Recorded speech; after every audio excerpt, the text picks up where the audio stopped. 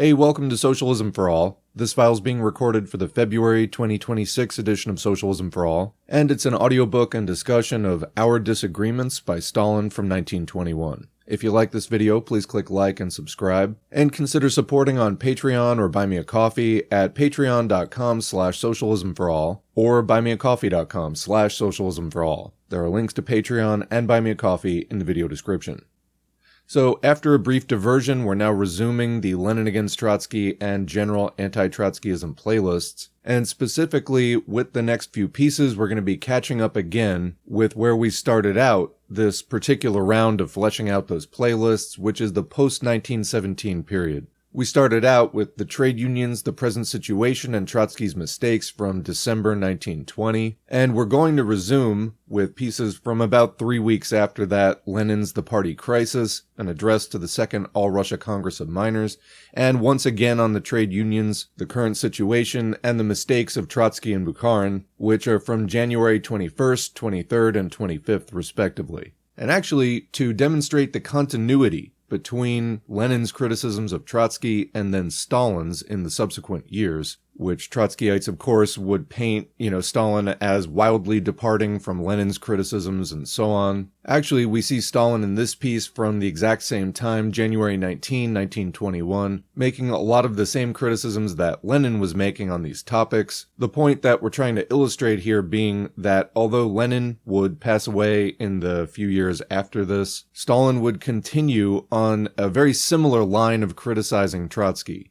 Now, of course, those criticisms and disagreements would escalate continuously until Trotsky was finally exiled. Trotskyites like to paint that as something just Stalin did. However, I strongly suspect that had Lenin survived another 10 or 20 years and leadership had remained with him, probably the outcome would have been similar. The basic problem here having been that if you've listened to the earlier period of the Lenin against Trotsky or anti-Trotskyism playlist, Trotsky was always a factionalist. He was always trying to have his own faction, and this was dominated by petty bourgeois, intellectualist adventurism that was disconnected from mass activity. His positions often sounding ultra-revolutionary, but not having a good basis in reality, often then serving as an aid for Menshevik positions and policies in practice. People sometimes ask, what's the problem about Trotskyism as an ideology? And it's all over the place. That's kind of the problem. Aside from a few persistent errors that you can kind of expect on a routine basis from Trotskyism,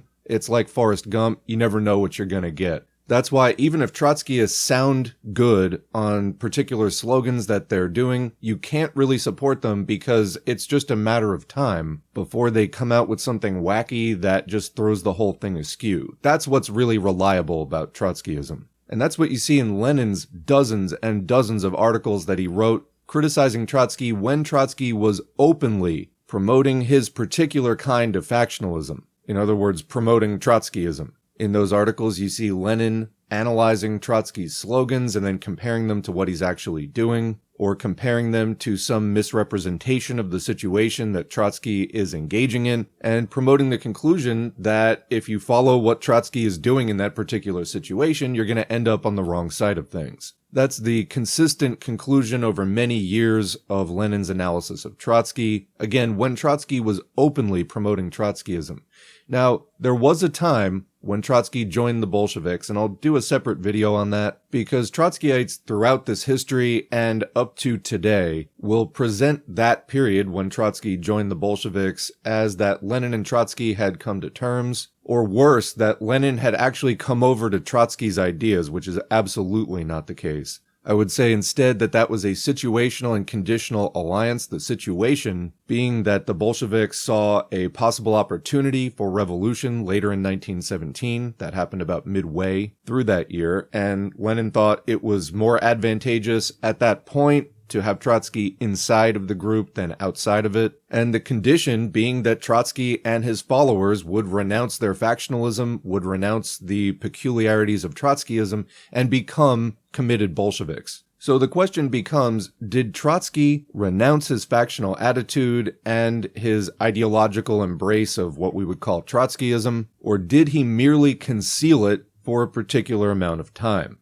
arguably the latter, because after just a few years he started to act in a way that was more consistent with the way he had always acted in the pre-1917 period. That is who he was able to conceal it for a few years, and then it resurfaced. Especially after Lenin died, and Trotsky thought that he had a shot at being the absolute head honcho. So again, we're going to be picking up now with the series of 4 readings from late January 1921, which continue against the Trotskyist errors which were first addressed by Lenin in the December 30, 1920 speech, which we've already covered, the trade unions, the present situation, and Trotsky's mistakes. This piece by Stalin was first published January 19, 1921 in Pravda number 12. The source is Stalin Works, Foreign Languages Publishing House, Moscow, 1953, Volume 5. HTML transcription and markup by Charles Farrell, and you can find it at the Stalin Reference Archive within the Marxists Internet Archive, Marxists.org. Thanks as usual to MIA for hosting this and thousands of other free Marxist texts. Let's begin. We start with an introduction. Our disagreements on the trade union question are not disagreements in principle about appraisal of the trade unions. The well-known points of our program on the role of the trade unions, and the resolution of the Ninth Party Congress on the trade unions, which Trotsky often quotes, remain and will remain in force. Nobody disputes that the trade unions and the economic organizations ought to and will permeate each other, what's called coalescence. Nobody disputes that the present period of the country's economic revival, comment following World War I and the Civil War, dictates the necessity of gradually transforming the as yet nominal industrial unions into real industrial unions capable of putting our basic industries on their feet. In short, our disagreements are not disagreements about matters of principle. Nor do we disagree about the necessity of labor discipline in the trade unions and in the working class generally. The talk about a section of our party, quote, letting the reins slip out of its hands, unquote, and leaving the masses to the play of elemental forces is foolish. The fact that party elements play the leading role in the trade unions, and that the trade unions play the leading role in the working class, remains indisputable. Still less do we agree on the question of the quality of the membership of the central committees of the trade unions and of the All-Russia Central Council of Trade Unions. All agree that the membership of these institutions is far from ideal, that the ranks of the trade unions have been depleted by a number of military and other mobilizations, that the trade unions must get back their old officials and also get new ones, that they must be provided with technical resources and so forth. No, our disagreements are not in this sphere. Section 1. 2 methods of approach to the mass of the workers. Our disagreements are about questions of the means by which to strengthen labor discipline in the working class, the methods of approach to the mass of the workers who are being drawn into the work of reviving industry, the ways of transforming the present weak trade unions into powerful, genuinely industrial unions capable of reviving our industry.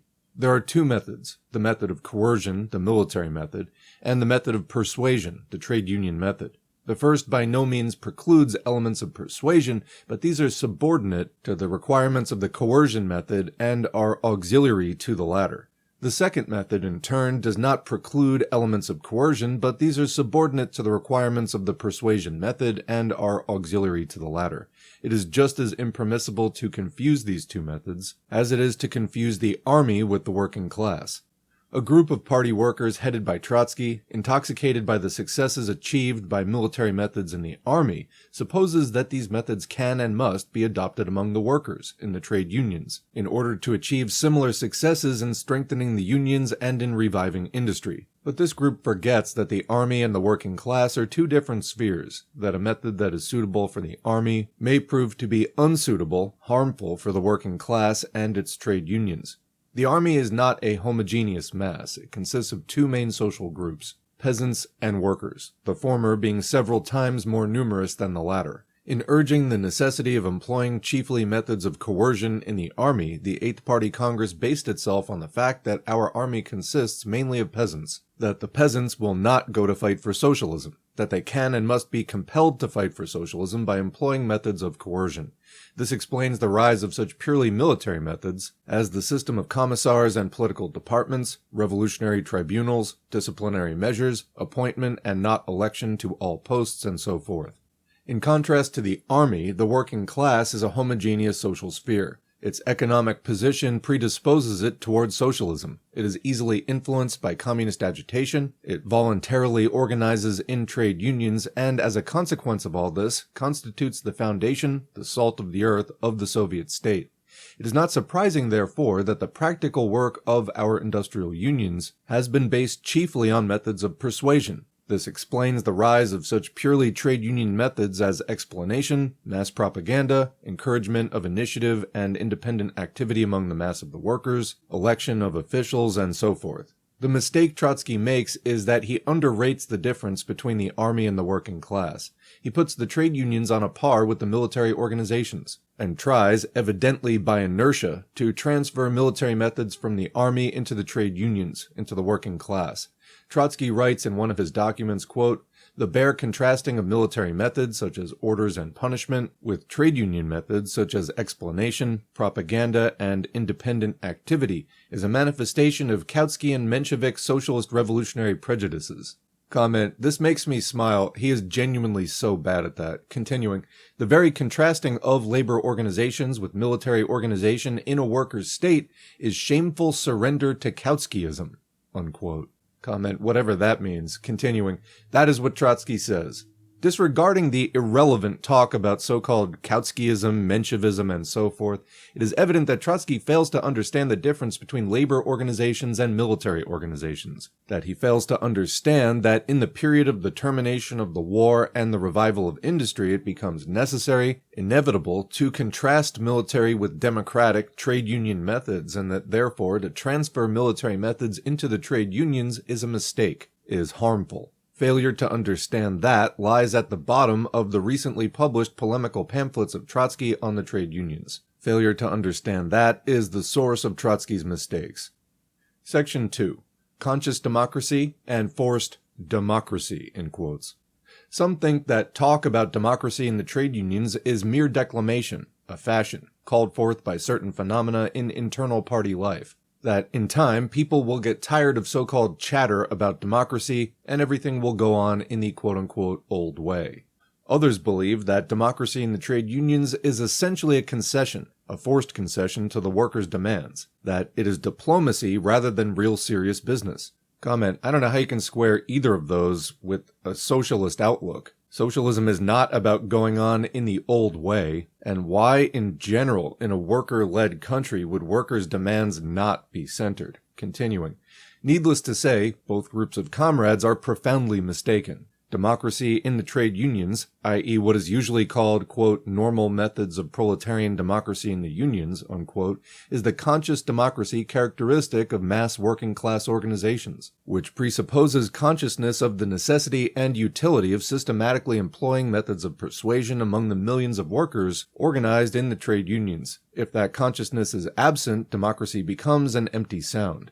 While war was raging and danger stood at the gates, the appeals to aid the front that were issued by our organizations met with a ready response from the workers, for the mortal danger we were in was only too palpable, for that danger had assumed a very concrete form, evident to everyone in the shape of the armies of Kolchak, Yudenich, Denikin, Pilsudski, and Wrangel, which were advancing and restoring the power of the landlords and capitalists. It was not difficult to rouse the masses at that time. But today, when the war danger has been overcome, and the new economic danger, the danger of economic ruin, is far from being so palpable to the masses, the broad masses cannot be roused merely by appeals. Of course, everybody feels the shortage of bread and textiles, but firstly, people do contrive to obtain both bread and textiles in one way or another, and consequently, the danger of a food and goods famine does not spur the masses to the same extent as the war danger did. Secondly, nobody will assert that the masses are as conscious of the reality of the economic danger, a shortage of locomotives and of machines for agriculture, for textile mills and iron and steel plants, a shortage of equipment for electric power stations and so forth, as they were of the war danger in the recent past.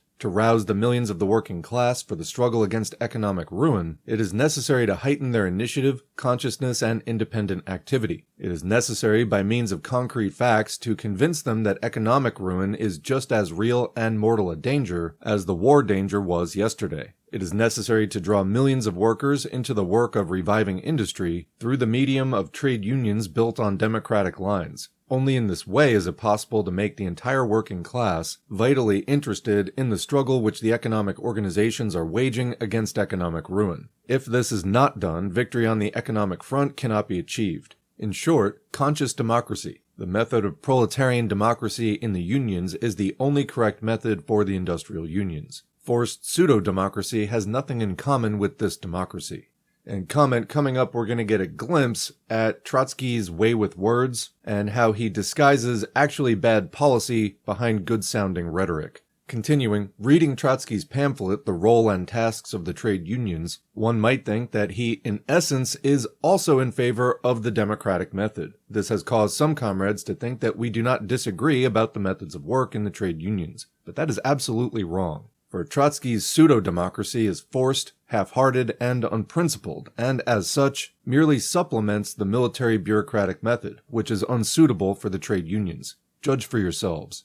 At the beginning of November 1920, the Central Committee adopted, and the Communist Group at the Fifth All-Russia Conference of Trade Unions carried through, a resolution stating that the, quote, most vigorous and systematic struggle must be waged against the degeneration of centralism and militarized forms of work into bureaucracy, tyranny, officialdom, and petty tutelage over the trade unions. That also for the Tsektron, the Central Committee of the Transport Workers' Union led by Trotsky, the time for the specific methods of administration for which the central political administration of the railways was set up owing to special circumstances is beginning to pass away, unquote. That, in view of this, the Communist Group at the conference, quote, advises the Tsektron to strengthen and develop normal methods of proletarian democracy in the Union, and instructs the Tsektron, quote, to take an active part in the general work of the All-Russia Central Council of Trade Unions and to be represented in it on an equal footing with other trade union associations, unquote. See Pravda number 255.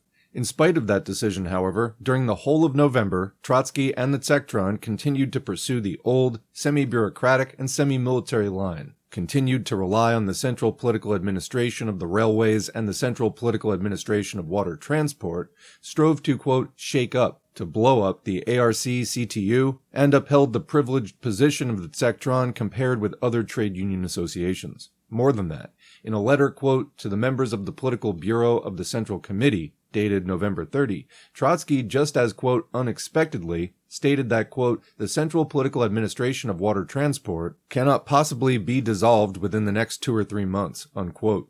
But what happened? 6 days after that letter was written, on December 7, the same Trotsky, just as, quote, unexpectedly, voted in the Central Committee for, quote, the immediate abolition of the central political administration of the railways and the central political administration of water transport, and the transfer of all their staffs and funds to the trade union organization on the basis of normal democracy, unquote. And he was one of the 8 members of the Central Committee who voted for this against the 7 who considered that the abolition of these institutions was no longer enough, and who demanded, in addition, that the existing composition of the Tsektron be changed. To save the existing composition of the Tsektron, Trotsky voted for the abolition of the central political administrations in the Tsektron. What had changed during those 6 days? Perhaps the railway and water transport workers had matured so much during those 6 days that they no longer needed the central political administration of the railways and the central political administration of water transport. Or perhaps an important change in the internal or external political situation had taken place in that short period. Of course not. The fact is that the water transport workers were vigorously demanding that the Tsektron should dissolve the central political administrations, and that the composition of the Tsektron itself should be changed, and Trotsky's group, fearing defeat and wishing to at least retain the existing composition of the Tsektron, was compelled to retreat, to make partial concessions, which, however, satisfied nobody. Such are the facts. It scarcely needs proof that this forced, half-hearted, unprincipled pseudo-democracy has nothing in common with the normal methods of proletarian democracy in the unions, which the Central Committee of the party had recommended already at the beginning of November and which are so essential for the revival of our industrial trade unions. Conclusion. In his reply to the discussion at the meeting of the Communist Group at the Congress of Soviets, Trotsky protested against the introduction of a political element into the controversy about the trade unions on the ground that politics had nothing to do with the matter. It must be said that in this Trotsky is quite wrong. It scarcely needs proof that in a workers' and peasant state, not a single important decision affecting the whole country, and especially if it directly concerns the working class, can be carried through without, in one way or another, affecting the political condition of the country. And in general, it is ridiculous and shallow to separate politics from economics. Comment, excellent statement. Continuing, for that very reason, every such decision must be weighed up in advance also from the political point of view. Judge for yourselves. It can now be taken as proved that the methods of the Tsechron, which is led by Trotsky, have been condemned by the practical experience of the Tsechron itself. Trotsky's aim in directing the Tsechron and influencing the other unions through it was to reanimate and revive the unions, to draw the workers into the task of reviving industry. But what has he actually achieved? A conflict with the majority of the communists and the trade unions, a conflict between the majority of the trade unions and the Tsechron, a virtual split in the Tsechron, the resentment of the rank-and-file workers organized in trade unions against the, quote, commissars. In other words, far from a revival of the unions taking place, the Tsechron itself is disintegrating. There can be no doubt that if the methods of the Tsechron were introduced in the other unions, we would get the same picture of conflict, splits, and disintegration, and the result would be that we would have dissension and a split in the working class. Can the political party of the working class ignore these facts? Can it be asserted that it makes no difference to the political condition of the country whether we have a working class solidly united in integral trade unions or whether it is split up into different, mutually hostile groups? Can it be said that the political factor ought not to play any role in appraising the methods of approach to the masses, that politics have nothing to do with the matter? Obviously not. The RSFSR and its associated republics now have a population of about 140 million. Of this population, 80% are peasants. To be able to govern such a country, the Soviet power must enjoy the firm confidence of the working class, for such a country can be directed only through the medium of the working class and with the forces of the working class. But in order to retain and strengthen the confidence of the majority of the workers, it is necessary systematically to develop the consciousness, independent activity, and initiative of the working class, systematically to educate it in the spirit of communism by organizing it in trade unions, and drawing it into the work of building a communist economy. Obviously, it is impossible to do this by coercive methods and by shaking up the unions from above, so to speak, for such methods split the working class, the Tsechron, and engender distrust of the Soviet power. Moreover, it is not difficult to understand that, speaking generally, it is inconceivable that either the consciousness of the masses or their confidence in the Soviet power can be developed by coercive methods. Obviously, only normal methods of proletarian democracy in the unions, only methods of persuasion, can make it possible to unite the working class, to stimulate its independent activity and strengthen its confidence in the Soviet power, the confidence that is needed so much now in order to rouse the country for the struggle against economic ruin. As you see, politics also speak in favor of methods of persuasion. January 5, 1921, J. Stalin. And that's the end of the audiobook. I've said it before, I'll say it again. Don't organize around Trotsky. Otherwise, what do you think? Leave a question or comment below, and we will continue the discussion in the comment section as always. Otherwise, thanks for listening. And thanks to the current patrons and Buy Me a Coffee supporters whose names are on the screen. If you'd like to get your name on the screen, head to patreon.com/socialismforall or buymeacoffee.com/socialismforall. Every contribution's encouraging, they're also materially helpful, and they allow me to spend a lot more time on this channel than I'd be able to do without them. And especially as we don't run ads or sponsorships on the channel, if you like the channel, have learned something from it, want to see more from it, and to help others learn from it too, thank me, but also thank a patron or Buy Me a Coffee supporter, and consider becoming one yourself. Beyond that, engagement counts, so like, share, and subscribe, and leave an 8 to 10 word comment for the algorithm, which is apparently what it likes. And finally, remember, we can agitate and educate online, but the organizing happens in real life. So again, don't organize around Trotsky, and make sure to take what you've learned here into your real-world political activity. Thanks again, and we'll see you in the next video.